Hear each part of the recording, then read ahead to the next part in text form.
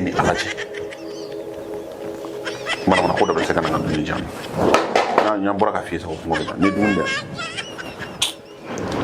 papa ina songom di bigata o dum ne flaw Fati Home New Fashion, la marque des grands.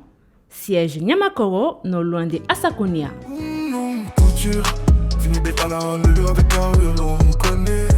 Ne balima chelakao, an ne balima musolakao. Au munu magobe titi qualité mauna. Ao 100% coton. Ayo voli jona kana bergona business center la. An sigile no bamako sukuba kono énergie kerefe. Immeuble mo simpara. An nege juru sino flenye. Na magobe kuna funia werawla. Aywa, ayi boli jona kana ngani tisi nyman no segere.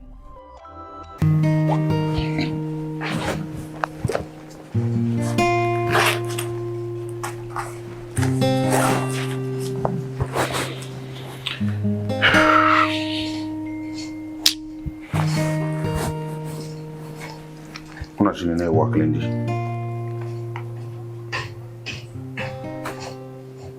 Fati kan se ka de bolo ni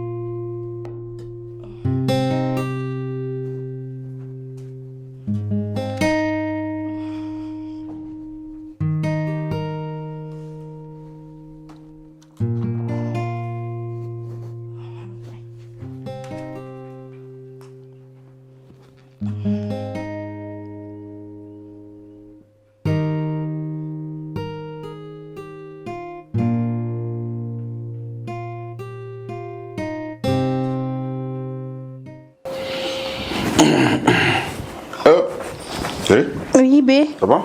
Ça va? Où est-ce que Wallahi. Ah non, grâce. Kan memida. Ouais, voilà, quand faut-il? Karbashiti. Bashi faut-il? Bararon. Alhamdulillah.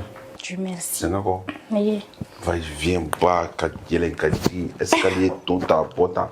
Bararon la tesiro clé, pe wuli. Eh, Ko yam taji ba gunti sala. Fatisa, amutaji. Tara fait. C'est moi le fait. Ah. Kan memada. C'est que ni ma foi fuma c'est kakula. C'est que na yewo ye. Ana muso bi nyona. Sheki yewo ya na muso bi nyona. Maine. Ma ba ndabe kuma la. Ale be muso yifana be kala ko. Ni sega muso ile. Sega na toro sha ki sidro. Ata to ata wari. Ba nyonyira la kana boka ta wari. Wari ni nga usa kula re. Kala muso be kala tu kuma ko to mu sega na be mo toro di kuma na ko. Ata ya joni bi ta fe. Ibi kilia. Ko ka cha yarari. Ja, dumuni mana? Wallahi dumuni mana. Era sigi ka soro. Aywa, bashite. Iga place spécial yarari bi. Asma. Wallahi. Oh. Na jigi tegala. Voilà.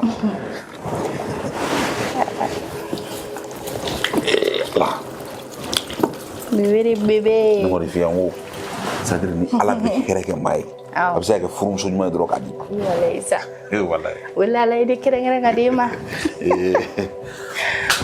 Ay. Ja. Ebe téléphone là. Wallahi mi téléphone là.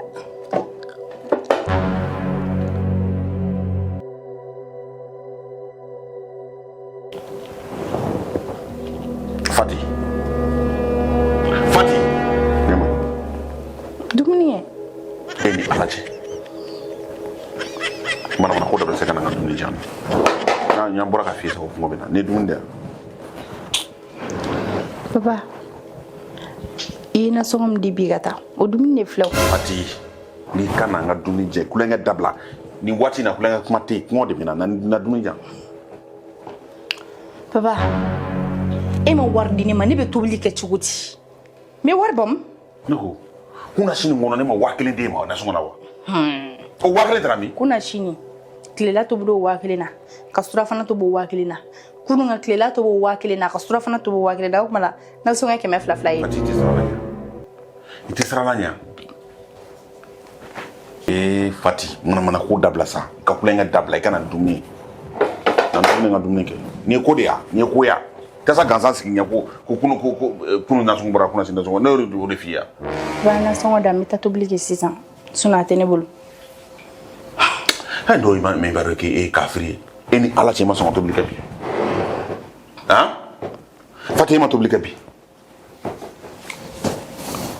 Hey, ma ne fɛrɛ ma yɛrɛ ma. Sɛgɛnɛ ko bɛɛ kɛ n fɛ ko n ka na an ka taa so an ka dumuni kɛ ɲɔgɔn fɛ n ka so. N bɛna dumuni kɛ n ka so. Voilà. Résultat de filɛ. Sɛgɛnɛ ye cɛbakɔrɔ de.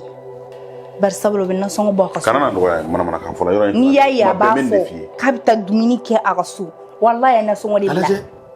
E ma dɔrɔmɛ kelen bila I ka so k'i disi waga k'e bɛna dumuni kɛ I ka so.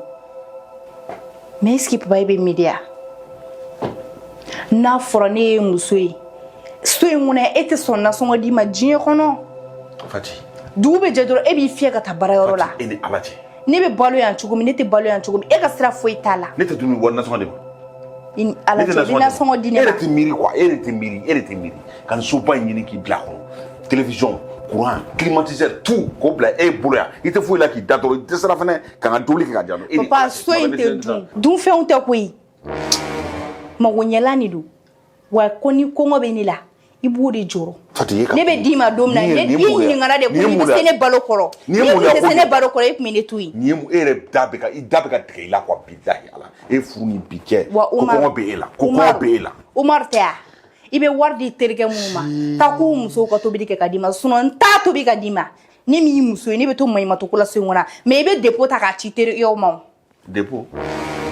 I bɛ dépôt k'i terikɛw kunna. Donc I ka baara de ne hakili t'i la tuma min na I bɛ n ka téléphone ta ka lɔgɔbɛ ka téléphone kɔnɔ fɛnw na. Ma don I ka téléphone kɔnɔ. I ne sigilen ɲɔgɔn kɛrɛfɛ notification min nana ne y'a ye o de la e bɛ ne jɛ wari la k'a di terikɛw ma. Fati hali sini ne bɛ dépôt kɛ n terikɛw. Ok problème t'a la. Ni ala bɛ wari nɔgɔya ne ye ni n tɛ se k'a di mɔgɔ ma dɔrɔn ala kana nɔgɔya n ye. Ayi ala kana nɔgɔya n ye. Ala bɛ wari nɔgɔya I ye. I t'i miiri ya. Ni terikɛw t'a dun ala kana nɔgɔya I ye. E yɛrɛ kɛ la I yɛrɛ la I na fura I na don ani bi cɛ I yɛrɛ lajɛ I yɛrɛ lajɛ. An bɛ sutura caman kɔnɔ tɔw ka sutura ye koyi. I yɛrɛ lajɛ kɛ. Ayi dɛ. I sigi mana kan fɔra ko an bɛ sutura caman kɔnɔ tɔw ka sutura ye. E tɛ hali maloya quoi bilahi. Sisan komi min don wa e m'a fɔ ko n'ala bɛ nafolo nɔgɔya e ne ni mɔgɔw ta don k'ala kana nɔgɔya ya I bɛ ala deli k'a k'i ni terikɛw ta ye dorénavant I bɛ nasɔngɔ di terikɛ musow ma u bɛ tobili kɛ ka d'i ma sinon n'i ma nasɔngɔ bila yan ne tɛ tobili kɛ ka bila n ye dɔ kɛra wa ayiwa o ma mun de don n'o dajara maa min na jeliw ko ma malama I balikutɔ I tɛ nasɔngɔ b'i ka du kɔnɔ n'o dusukasi tɛ I bɛ tila ka n'i sigi k'i bɛna n tɔɔrɔ walayi sabali sa tu m'emmerdes wa n ye kangari di ye manamana ko la manamana kan fɔ ne ma I k'a dabila n m'a f'i ye.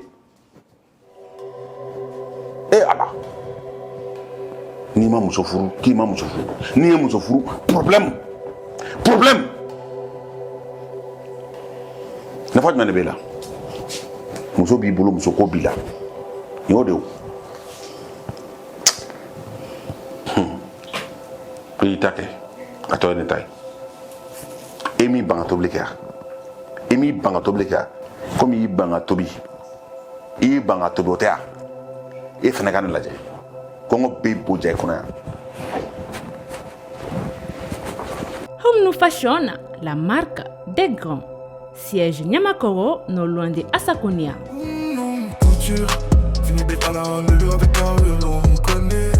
Ne balima cɛlakaw ani ne balima musolakaw aw minnu mago bɛ tisi qualité ɲumanw na awɔ 100% coton a ye boli joona ka na Bergona Business Center ka yɔrɔ la an sigilen don Bamako suguba kɔnɔ énergie kɛrɛfɛ immeuble Malusin Para an ka nɛgɛjuru siraw filɛ nin ye n'aw mago bɛ kunnafoniya wɛrɛw la ayiwa a ye boli joona ka na n ka nin tisi ɲuman ninnu sɛgɛrɛ